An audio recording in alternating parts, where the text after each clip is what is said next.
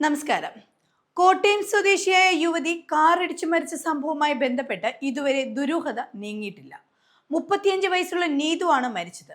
വിവാഹമോചന കേസിന്റെ വിധി വരാനിരിക്കുകയായിരുന്നു അപകടം നടക്കുന്നത്. സംഭവം കൊലപാതകം എന്നാണ് പോലീസിന്റെ പ്രാഥമിക നിഗമനം. ഇതുമായി ബന്ധപ്പെട്ട് നീതുവിന്റെ മുൻ സുഹൃത്തായ കാഞ്ഞിരപ്പള്ളി സ്വദേശിയായ യുവാവിനെ പോലീസ് കസ്റ്റഡിയിലെടുത്തിരുന്നു. ഇയാളെ ചോദ്യം ചെയ്തു വരികയാണ്. കുറച്ചു വർഷങ്ങളായി ഭർത്താവുമായി മാറി താമസിച്ചു വരികയായിരുന്നു നീതു. ചങ്ങനാശ്ശേരിയിലെ ടെക്സ്റ്റൈൽ ഷോപ്പിലായിരുന്നു നീതു ജോലി ചെയ്തിരുന്നത്. കറുവച്ചാലാണ് നീതു വാടകയ്ക്ക് താമസിച്ചിരുന്നത്. കഴിഞ്ഞ ദിവസം രാവിലെ 8:45 കേസിനാസ്പദമായ സംഭവം നടക്കുന്നത്.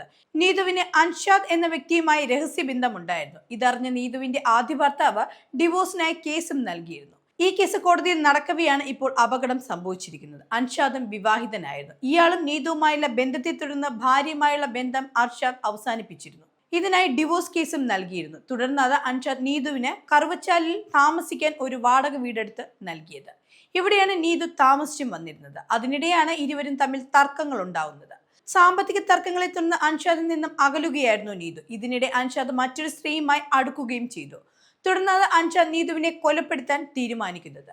വിവാഹമോചനം ലഭിച്ചു കഴിഞ്ഞാൽ നീതുവിനെ വിവാഹം കഴിക്കേണ്ടി വരുമോ എന്ന ചിന്തയാണ് കൊലയ്ക്ക് കാരണമെന്നാണ് കരുതുന്നത്. കൊലപാതകം നടക്കുന്ന ദിവസം സുഹൃത്തിനോടൊപ്പമാണ് പ്രതി കാറിലെത്തിയത്. നീതു ജോലിക്കായി വീട്ടിൽ നിന്നും ഇറങ്ങുമ്പോൾ കാറുമായി എത്തി ഇടിച്ചു വീഴ്ത്തുകയായിരുന്നു. വാടകയ്ക്കാണ് ഇയാൾ കാർ എടുത്തത്. സംഭവവുമായി ബന്ധപ്പെട്ട് പോലീസ് കേസെടുത്ത് അന്വേഷണം ആരംഭിച്ചിട്ടുണ്ട്. പ്രതിയായ അൻഷാദിനെയും പിടികൂടി വിവരങ്ങൾ ശേഖരിച്ചു വരികയാണ്. ഈ കേസുമായി ബന്ധപ്പെട്ട് മറ്റു പ്രതികൾ ഉണ്ടോ എന്നും സംശയിക്കുന്നുണ്ട്.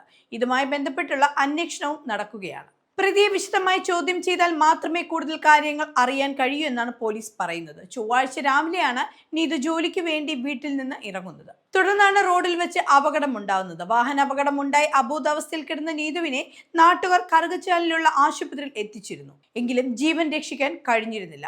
പിന്നിലൂടെ എത്തിയ വാഹനമാണ് നീതുവിനെ ഇടിച്ചു വീഴ്ത്തിയതെന്നും ഒരു കാർ മുല്ലപ്പള്ളി ഭാഗത്തേക്ക് പോകുന്നതായി കണ്ടതായും നാട്ടുകാർ വെളിപ്പെടുത്തിയിരുന്നു. വാഹനം കണ്ടെത്താനുള്ള അന്വേഷണം നടത്തിയിരുന്നു. തുടർന്നാണ് അൻഷാദിനെ പിടികൂടുന്നത്.